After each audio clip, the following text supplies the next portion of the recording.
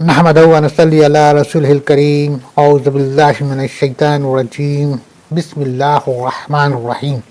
اما بعد۔ برادران اسلام، واجب و احترام بزرگوں، دوستوں، میرے پیارے ناظرین، السلام علیکم ورحمۃ اللہ وبرکاتہ۔ محترم ناظرین، الحمدللہ الحمدللہ الحمدللہ، اللہ سبحانہ وتعالیٰ کا کرم ہے، اللہ سبحانہ وتعالیٰ کا احسان ہے۔ اللہ سبحانہ وتعالیٰ نے اپنی رحمت اور اپنی نعمت سے ہمیں اور آپ کو دین اسلام میں پیدا کیا، اور یہ بھی اللہ تعالیٰ کا احسان ہے کہ اللہ نے ہمیں ہدایت دیا، اللہ نے ہمیں شوق دیا، اللہ نے ہمیں اپنے اس عمل کے نزدیک بلایا کہ ہم اور آپ قرآن کے متعلق جو ہے کہ باتوں کو سنیں، سمجھیں، غور و فکر کریں اور اس پہ گفتگو کریں اور اللہ کا ذکر کریں اور اللہ تعالیٰ کا شکر ادا کریں، اور اللہ کی کلام کا ہم جو ہے کہ اپنے آپ کو اپنے انالائسس کریں اور اپنے ایمان کو جو ہے کہ تر و تازہ کریں، اور اگر کچھ خامیاں ہم سے ہو رہی ہیں تو اس خامیوں کے لیے اللہ سبحانہ وتعالیٰ سے ہم معافی عرض کریں، اور آنے والے وقت کے لیے ہم اللہ کے ہدایت، اللہ کے بتائے طریقے پہ چلنے کا دل میں ارادہ اور عہد کریں انشاءاللہ تعالیٰ۔ اللہ سے بھی دعا ہے کہ اللہ تعالیٰ اپنے اس کلام کے وسیلے سے ہمارے اور آپ کے گناہوں کو معاف فرما دے، اور ہمیں اور آپ کو ہدایت دے، اور ہماری دنیا اور آخرت ہمارے حق میں بہتر عطا فرمائے، آمین ثم آمین الہی آمین۔ برادران اسلام، واجب الاحترام دوستو، ہم لوگ اپنے اس چینل کے ذریعے جو ہے کہ قرآن کے متعلق جو ہم لوگ چند گفتگو کر رہے ہیں، الحمدللہ یہ اللہ کا احسان ہی ہے کہ اللہ تعالیٰ نے ہمارے دلوں میں شوق پیدا کیا، اور بے شک آپ کے دلوں میں بھی یہ شوق پیدا کیا کہ آپ اپنے مصروفیات میں سے تھوڑا لمحہ نکالتے ہیں، اس ناچیز اس خاکسار کے چینل پہ آپ آتے ہیں، اور جو بھی ہمارے الفاظ چاہے آپ کو اللہ جانے پسند آتے ہیں یا نہیں آتے ہیں، لیکن اگر آپ تھوڑا وقت دیتے ہیں تو یہ بھی اللہ کا احسان ہے کہ اللہ نے آپ کے دل میں وہ قربت، وہ محبت عطا فرمائی ہے۔ دوستو، ہم لوگ جو ہے کہ سورہ الرعد پر ہیں۔ سورہ الرعد کی بھی تقریباً ہم لوگوں نے آیت نمبر 31 تک پر گفتگو کی ہے۔ اب انشاءاللہ تعالیٰ اس کے آگے اور اس کے آگے دیکھتے ہیں کہاں تک ہم جاتے ہیں۔ اللہ سے دعا ہے اللہ تعالیٰ ہمارے لیے آسانی فرمائے، اور ہمارے دلوں میں، ہمارے زبان میں اور ہمارے دماغ میں بس وہی باتوں کو لائے جو بات اللہ نے اپنے کلام میں فرمایا ہے، جو کچھ کہنا چاہے۔ کہنے یا بولنے میں یا پڑھنے میں کسی بھی طریقے سے اگر غلطی ہو تو اللہ سے پہلے میں معافی مانگتا ہوں، اور آپ تمام ناظرین سے بھی معافی مانگتا ہوں کہ بھئی اگر کوئی ایسی بات ہو جاوے تو معاف کر دیجیے گا۔ تو مقصد، جو اہم جو مقصد ہے، وہ مقصد یہ ہے کہ ہم قرآن کے متعلق چند باتوں کو جانیں، گفتگو کریں، سمجھیں کہ اللہ نے کیا کہا ہے۔ تو دوستو، سورہ الرعد آیت نمبر 32 اور اس کے آگے انشاءاللہ۔ ربی یسر ولا تعسر وتمم بالخیر وبک نستعین یا فتاح ربی زدنی علما۔ یقیناً آپ سے پہلے کے پیغمبروں کا مذاق اڑایا گیا تھا، اور میں نے بھی کافروں کو ڈھیل دی تھی، پھر انہیں پکڑ لیا تھا، پس میرا عذاب کیسا رہا۔ اللہ سبحانہ وتعالیٰ ہمارے آقا حضور صلی اللہ علیہ وسلم سے فرما رہے ہیں، کہہ رہے ہیں، کیا کہہ رہے ہیں کہ اے میرے رسول، آپ پریشان نہ ہوں، انہیں ہدایت دینا تو میرا کام ہے۔ آپ کا کام یہ ہے کہ جو آپ تک وحی پہنچائی جا رہی ہے،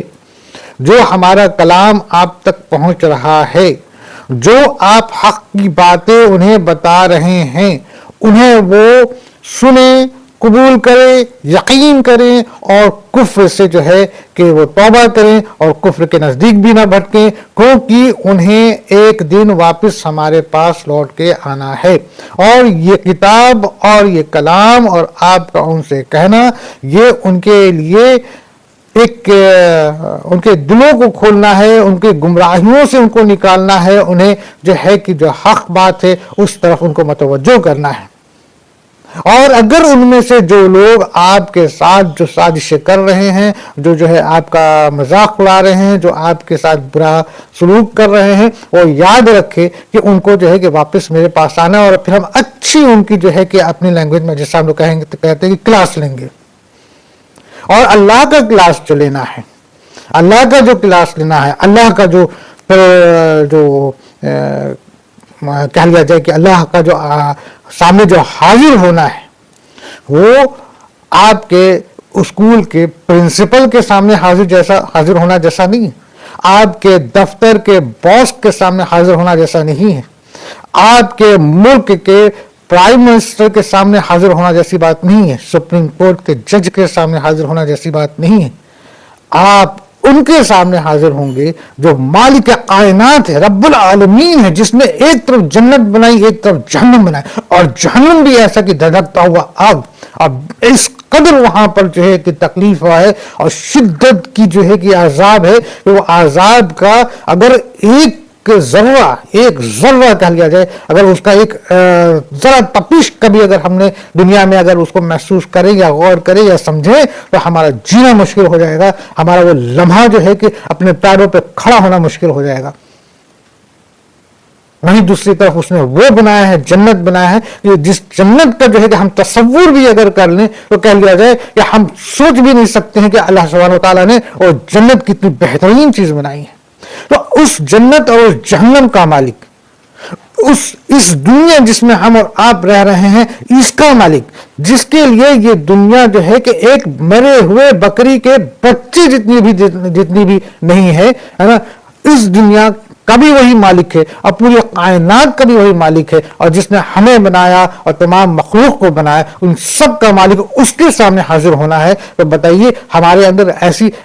کون سی قوت ہے جو ہم اس بارے میں غور نہیں کرتے ہیں. تو میرے اللہ سبحانہ و تعالیٰ جو ہے کہ ہمارے آقا صلی اللہ علیہ وسلم سے کہہ رہے ہیں کہ آپ انہیں میری باتوں کو پہنچا دیجئے ان تک، اور یہ بھی بتا دیجئے کہ انہیں میرے سامنے حاضر ہونا ہے، اور جب میرے سامنے وہ حاضر ہوں گے تو ان کی تمام جو ہے کہ عقل، دلائل، سازشیں اور یہ تمام جو چلاکیاں ہیں اور دھوکہ گری ہیں اور تمام طریقے جو وہ اپنا پلاننگ کرتے ہیں نا، وہ سب چیزیں کچھ بھی کام نہیں آوے گی، کچھ بھی کام نہیں آوے گی، یہاں تک کہ ان کے اعضا جو ہے کہ ان کے خلاف بولیں گے.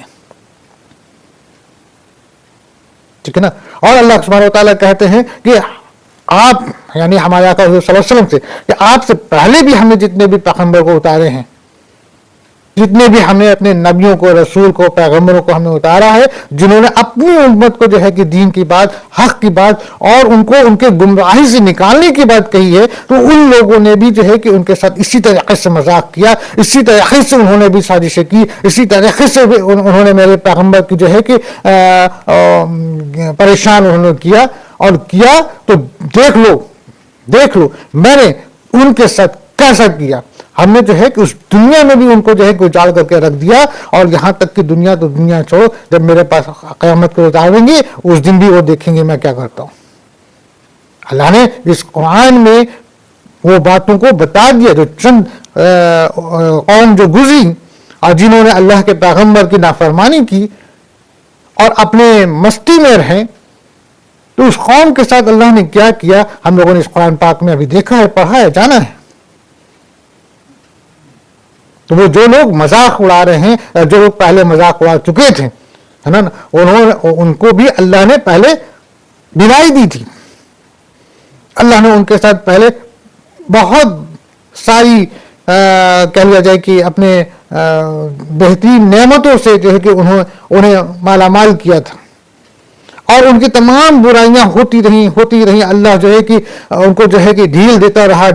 رہا یہاں تک کہ ان کے درمیان میں اللہ کے پیغمبر بھی آ گئے. پیغمبر نے بھی ان کو حق بات بتائی، راہ پہ لانے کی کوشش کی، مگر ان لوگوں نے بھی مذاق کیا. پھر جب اللہ نے انہیں پکڑا، جب کسا، جب جھگڑا اور جب اپنا فیصلہ آ گیا کہ اب ان کو جو ہے کہ ان کو عذاب تو دینی ہی پڑے گی، بس ہو گئی، بہت ڈھلائی ہو گئی. اور جب عذاب اللہ کا آ گیا تو پھر کیا تھا؟ پھر کوئی معافی نہیں. فرعون بھی جو ہے کہ جب سمندر میں غرق ہونے لگا، جب سمندر کا پانی جو ہے کہ اس کے ناک میں اور منہ میں کان میں گھسنے لگا، اور جب اس کو اپنی موت دکھائی دینے لگی، تو وہ فرعون جو کہ اتنے بڑے لشکر کا سردار تھا اور جو خود کو کہتا تھا کہ میں خدا ہوں، خود کو خدا کہتا تھا، تو وہ فرعون بھی جو ہے کہ گڑگڑانے لگا. وہ کہا کہ اے موسیٰ، میں تیرے خدا پہ ایمان لایا، تو اپنے خدا سے کہہ دے کہ مجھے معاف کر دے. لیکن اللہ کا فیصلہ آ چکا تھا. اللہ کا فیصلہ آ چکا تھا، اس کا بچنا ہرگز جو ہے کہ ممکن ہی نہیں تھا۔ اچھا فیصلہ تو فیصلہ کیا، اللہ نے کہا کہ میں تو تجھے جو ہے عبرت بنا دوں گا پوری دنیا کے لیے، اور آج وہ فرعون کی لاش پڑی ہوئی ہے مصر کے میوزیم میں، ہم سب کے لیے ایک عبرت، ہم دیکھ سکتے ہیں اس کو۔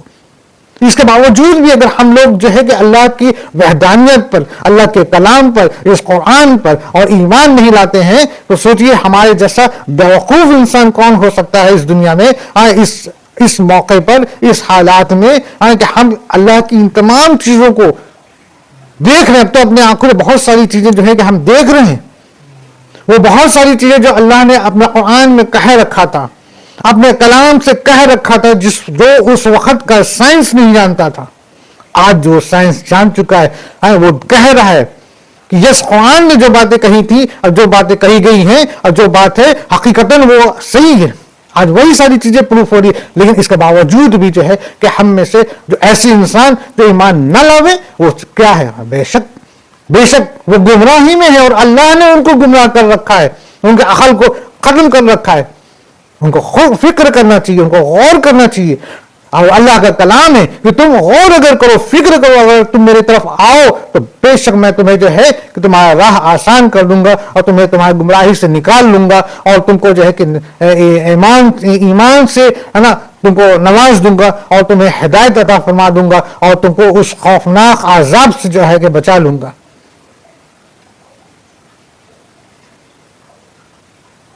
صحیح ہے؟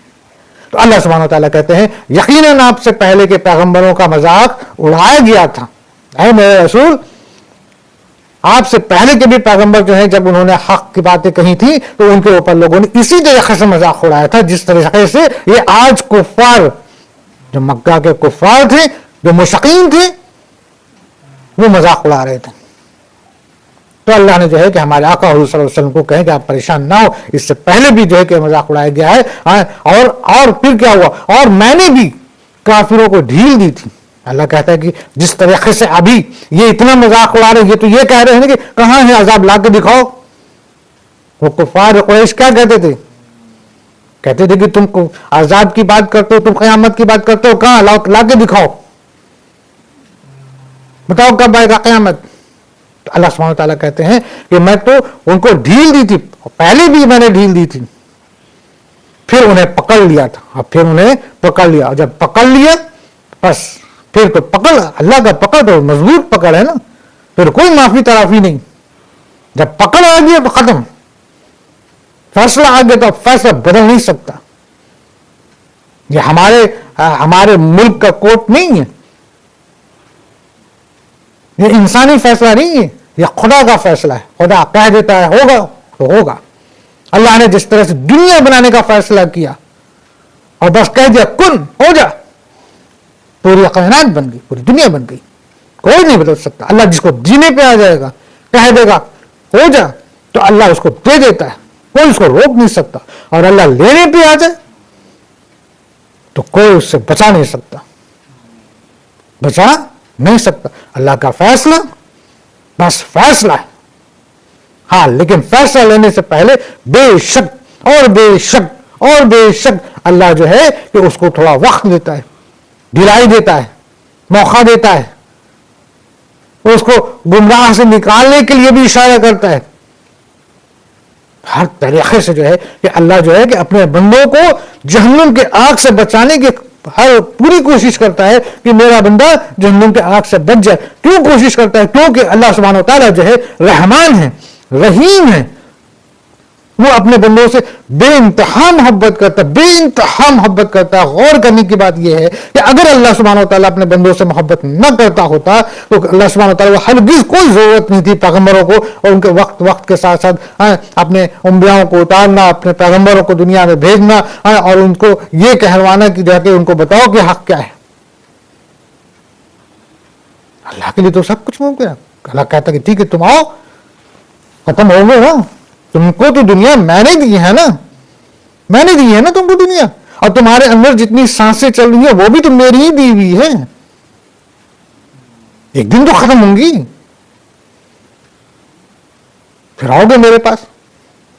ویسے تو تم ابھی بھی میرے اندر میں ہو، ویسے تو ابھی بھی تم میرے چنگل میں ہو، ویسے تو ابھی بھی تم میرے رسی پہ پڑے ہو، میں جب چاہوں کھینچ سکتا ہوں، لیکن میں ڈھیل دیتا ہوں.